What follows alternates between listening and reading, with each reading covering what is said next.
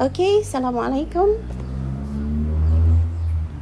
Hi, we meet again for limiting factor for the second part of the videos. So it's me again. We are going to discuss how to determine the most profitable product mix. Okay, this is a continuation from the first video. Okay, so we are going to refer to our illustration in the book. So you can see the illustration on Mutiara Sendirian Berhad, which sells and manufactures 4 types of product here. Like I said, when a company produces multiple products, then when they are facing with limited resources, they have to plan their production. Which product should be given the priority to produce so that they can maximize their profit. Remember that the main aim is to maximize the profit. So below is the information given to you regarding the 4 products, P1, P2, P3 and also P4. So as you can see, the demand for each product is given here. So 15,000 is demanded for P1 and 30,000 is demanded for P4. So the company should try as best as possible to produce all the amounts demanded here. They cannot exceed the demand, because if they exceed the demand, then nobody is going to buy their product. So it will have to be at this level. Okay, remember that. And then the selling price per unit is also given to you here. And then after that, the additional information is given. First, we begin with the cost structure for each unit of P1 until P4. So you can see each P1 until P4 consume direct material A, direct material B, some direct labor cost, and also variable production overhead. So for P1 until P4, you can see here, direct material cost for A is this much, for B is this much, direct labor cost is this much, and variable production overhead is that much. So number 2, give you the direct material cost is 2 ringgit and 50 cent per kilogram for A and 3 ringgit per kilogram for material B, because it consumes 2 types of material. So the material available for the year ended 31st March is also given to you. Material A, there is only 150,000 kilogram available, and material B is only 120,000 kilogram available. And fixed cost for the year is given here. There are 3 types of fixed cost: production overhead, selling, and also admin. So the question asks you to determine whether direct material A or direct material B, which are in limited supplies. So the question A normally can vary. It doesn't have to be in this format, because sometimes the question asks you determine whether material or labor hours or machine hours which are in short supply. So just follow the question. And then so question B, which is the main question actually, is for you to determine the most profitable product mix.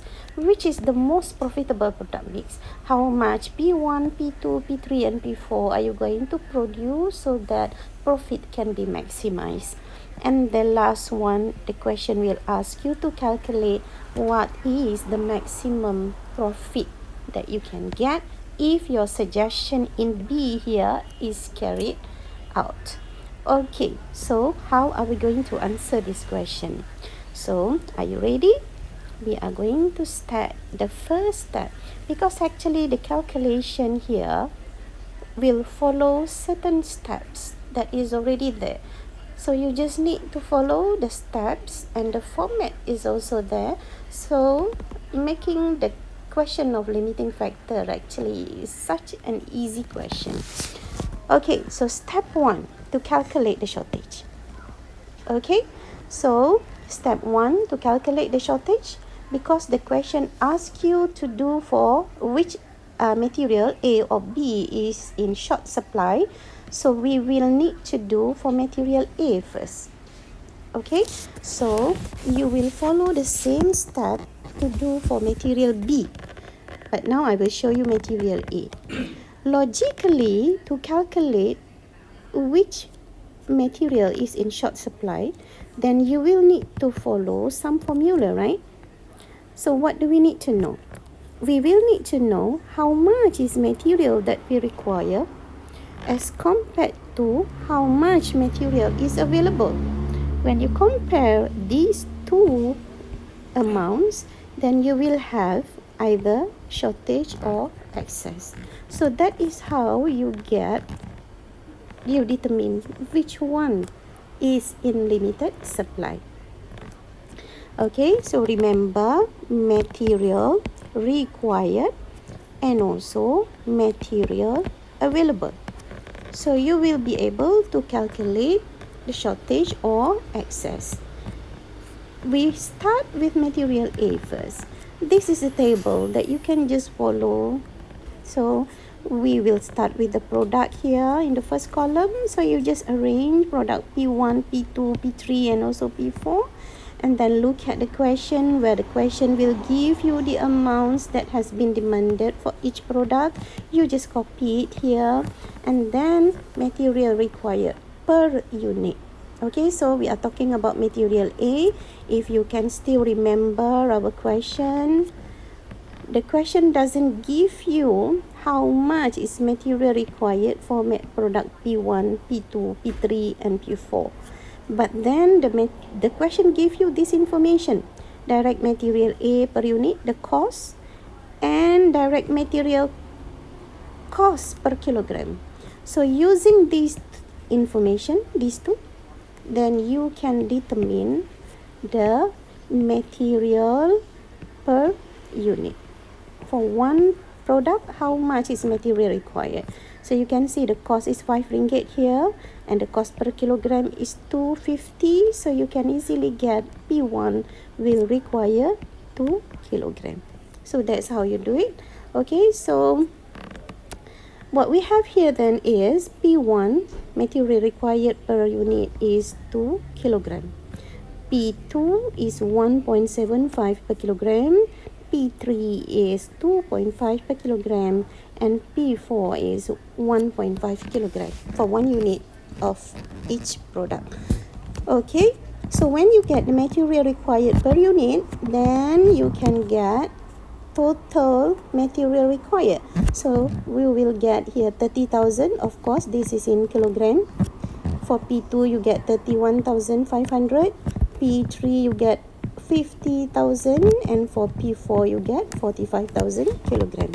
So in all you will have 156,500 kilogram material that you require.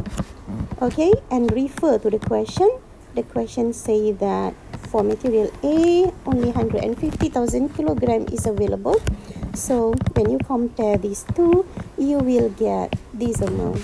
So it shows that there is a shortage of 6,500 kilogram of material A. Okay, so now you see that material A is in short supply. Okay, so you have to do the same thing again, step 1, for material B. Now you have to do for material B again. Even though you have discovered here that material A is in short supply, because if you don't do that, you will lose mark, because we will consider the workings for the question. Okay, so you need to show the calculation for material B as well, and then after that you make the conclusion. You are going to say that so material A is in short supply by 6,500 kilogram. Okay, so this will make your question your answer complete. Okay, remember, show the calculation for material B also, not just A. Okay, so you understand that now, right? And remember, the information that you have in step 1 can be used again after this. So always refer to step 1, the calculation here. Okay, so now we go to step 2. What is step 2? Step 2 is where you are going to calculate the CM per limiting factor. You will calculate CM per unit, CM per limiting factor, and the last one you will determine the ranking of the product. Okay, so that is step 2. So remember the concept of CM. What is CM? You are supposed to remember that. CM is the contribution margin. Okay, the contribution margin.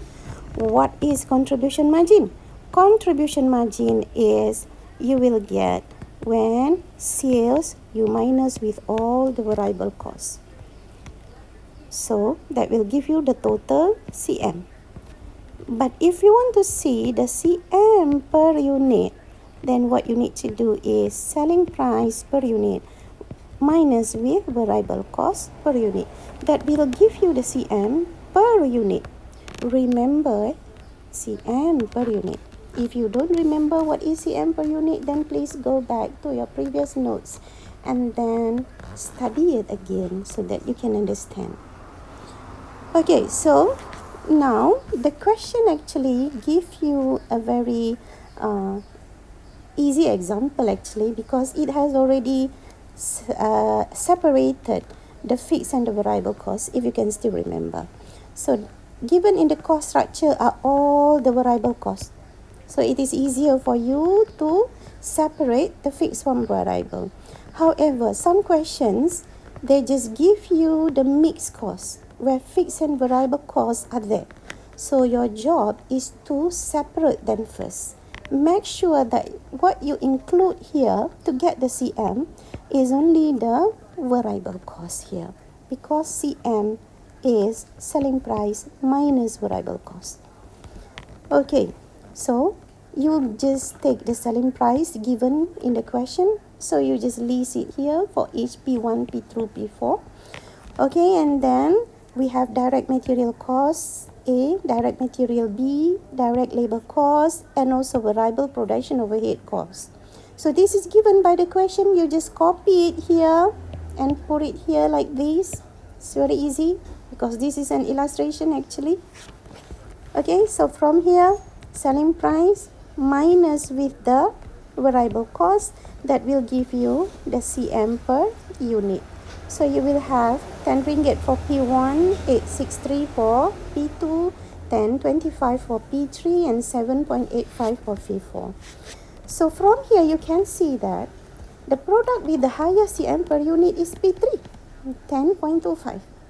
So by right, this is actually the most profitable product that the company has, followed by P1, followed by P2, and the last one is P4.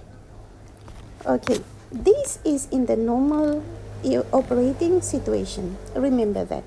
However, now we have a problem. Our problem now is we have this, the limiting factor, where our material A is in short supply. So we don't have enough material A. When we don't have enough material A, so what are we going to do? So we will need to plan actually. We will need to plan what product can we produce the most, because it will give the highest CM. So why CM per limiting factor? So in order to determine the most profitable product mix, we will use this CM per limiting factor and not this CM per unit. This one is only in normal situation, okay, when there is no limited factor. But CM per limiting factor is when there is a limited factor. Why? Because we will need to produce the product that give you the most CM per kilogram, not CM per unit. Okay, because remember, we are in short of this material A now. So material A is in short supply, so we need to maximize the CM when we use this material A. Okay, and because of that here, we will take direct material A, how many kilogram for 1 unit of P1 until P4. You can refer these to step 1. Remember the step 1, we have done this. We will need 2 kilogram of material A for P1, 1.75 for P2, and blah blah blah here we have. So then you will divide it with your cm per unit. Then you are going to get here cm per kilogram. For P1, even though the cm per unit is 10, but because you need 2 kilogram of material A, that will give you only 5 ringgit of cm per kilogram actually. So you will have here 5 ringgit per kilogram. Every kilogram of material A will give you 5 ringgit of cm. Okay, so for P2 you get 4.93 here. For P3 you get 4.1, and for P4 you get 5.32. So you can see that out of this amount, okay, for the 4 products here, P4 give you the highest cm per kilogram. Okay, because 1 unit of P4 will give you 7 ringgit and 85 cent of cm. But since you use only 1.5 kilogram for 1 unit of P4, therefore 1 kilogram give you 5.23 ringgit of cm. So you can see that under limited material A, P4 give you the highest cm per kilogram. So because of that, P4 will get number 1, the most profitable product. P1 get number 2, P2 get number 3, and P4 give you the last, at the last place as compared to what we have already determined using cm per unit. Okay, so now what we need to do is we will need to determine how much product that we are going, how much for each product are we going to produce. Now we know that the most profitable is P4, followed by P1, and then P2 and P3. So based on this ranking here, ranking is very important here, okay? So based on this ranking here, we are going to determine the product mix. Okay, so this product mix, we are going to look at the next step, which is here we have step 3 and also step 4. I combine it in one table so that it will be easier for you. Okay, step 3 is to determine the product mix. This is what we plan to do actually. Our main aim, question B, is to determine the product mix.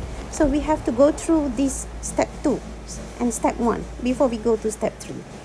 Okay, so you look at the first column. We begin with step 3. You look at the first column. So we have here the products. The product here we have, you have to arrange here according to the ranking. Since P4 got the first place, then you have to put P4 the first, second P1, third P2, and fourth is P3. Okay, so you have to arrange it accordingly, starting from the number 1 until number 4. Okay, and then go to your table in step 1. Then you have the demand for P4, demand for P1, P2, and P3. Remember, don't make the mistake of copying from the question, because the question gives you in the P1, P2, P3, and P4. So remember to arrange it accordingly based on your ranking here, or else you are going to make a silly mistakes again here.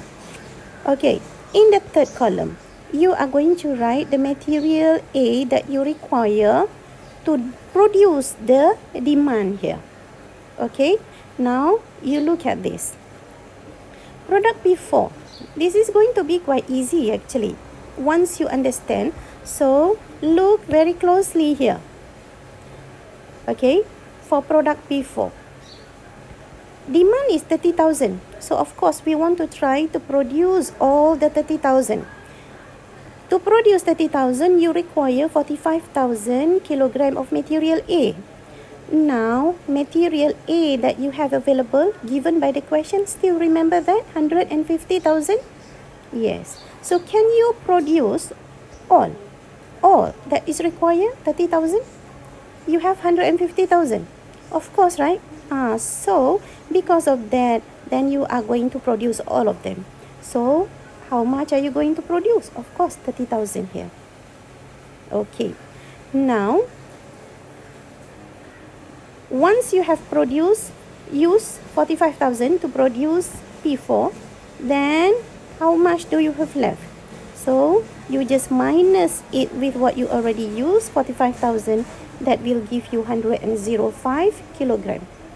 Now we go to P1 because this is the number 2. So P1, about 15,000 unit is required here. And then to produce the 15,000 units, you will need 30,000 kilograms of material A. And you have 105,000 kilogram. Do you have enough?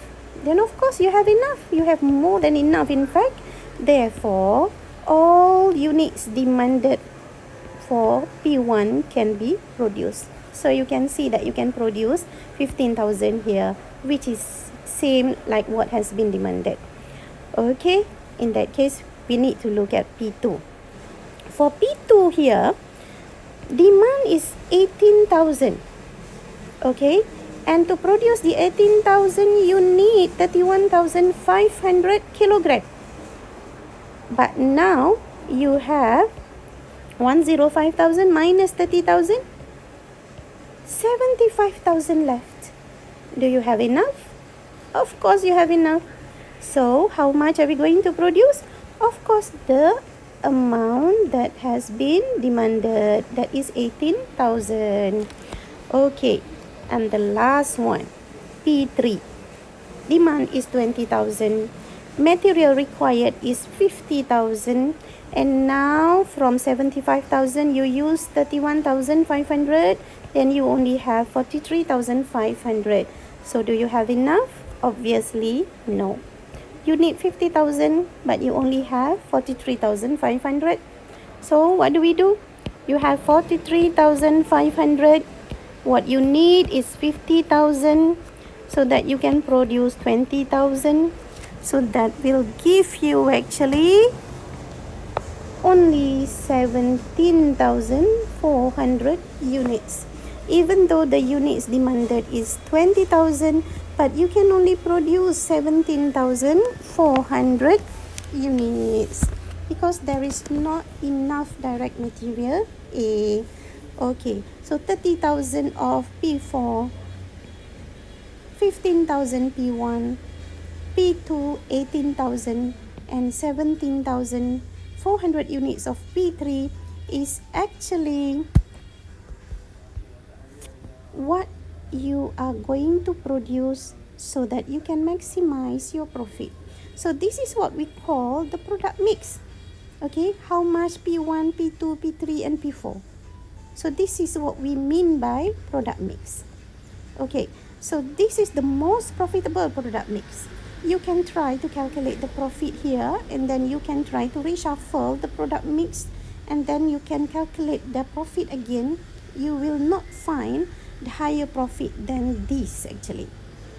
Okay, so this is to answer step 3, product mix. To answer question B, what is the product mix? So this is the answer actually. Okay, so now we go to step 4. Step 4 is to calculate the most maximum profit. The most maximum profit is, of course, you just combine the working in this same table, because I don't want you to open a new table and make a mistake of copying the wrong information. So what you need to know, you just take this cm per unit. You go to your step 2. Remember your step 2. You look at the cm per unit. So you just copy it here. Okay, but remember, this is P4 at the top here, 7.85, P1 10, P2 8.63, and P3 10.25. This is again where the students make more silly mistakes here. They just copy it from table 2, step 2, P1, P2, P3, they just copy it here. They do not arrange it according to the ranking. So you will have the wrong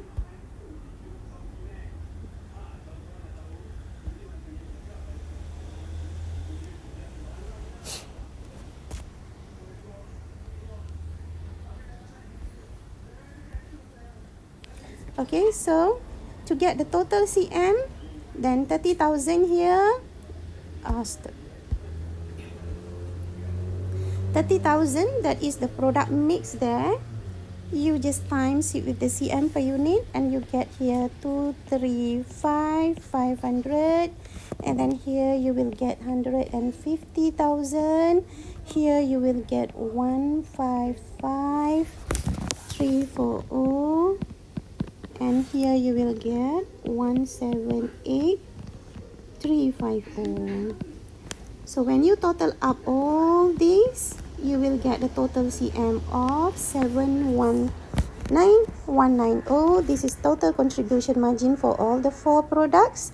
Less with fixed costs. Remember, the question gives you the amount of 3 types of fixed costs here. So you total up, then you get 525,000. Okay, so how do we get the net profit? Total contribution margin minus with fixed cost, that will give you the net profit of 194,190. So this is actually the most the highest, okay, the highest profit possible. Okay, you cannot get the highest profit possible other than this one. Okay, so